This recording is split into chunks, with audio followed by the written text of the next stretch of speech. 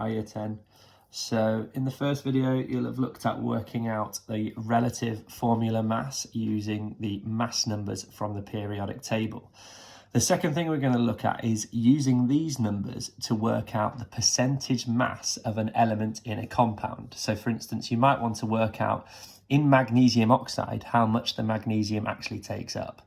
And to do that, you will need two numbers. Firstly, you'll need the mass number of just the magnesium. And then secondly, you will need the mass numbers of magnesium oxide in total. All right, so if we look at the periodic table, magnesium has the relative atomic mass of 24. Okay, we'll also need magnesium oxide, which is MgO. Now, MgO is one magnesium and one oxygen. Magnesium is 24, as we've said over here, and oxygen is 16. Okay, so 24 add 16 will mean that magnesium oxide has a relative formula mass of 40.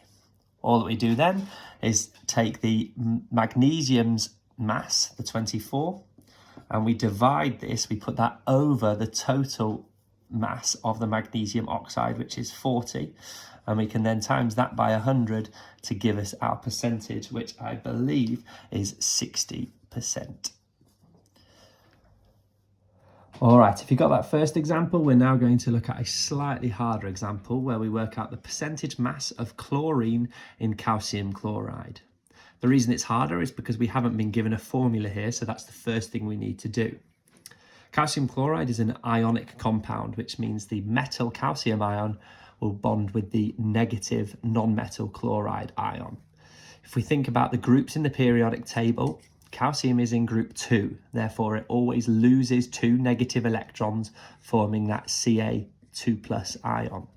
Chlorine is in group 7, therefore when it forms an ion it will always gain 1 electron, forming that 1 negative Cl- ion. If we use the crossover method where we swap the 2 from calcium and the 1 from chlorine over, we get 1 calcium and 2 chlorines, giving the formula CaCl2. Now we can move on to the calculation part. Okay, so the first thing we need to do is find out the relative atomic mass of just calcium, which is 40 from the periodic table. And then we need chlorine, which from the periodic table is 35.5. Okay, to work out the overall formula of calcium chloride, we need 1 calcium and 2 chlorines, so we need to times that by 2. If we add all those together, the 40 and the 2 lots of 35.5, we get 111.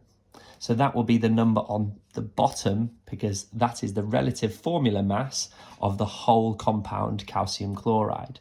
The number that goes on top is the total mass of just the element that we're interested in, which is the chlorine. Obviously, we have 2 lots of chlorine, so it's 2 times 35.5, which is 71. Now that we've got both of these parts filled in, if we then just times that by 100, we get our answer of 64%.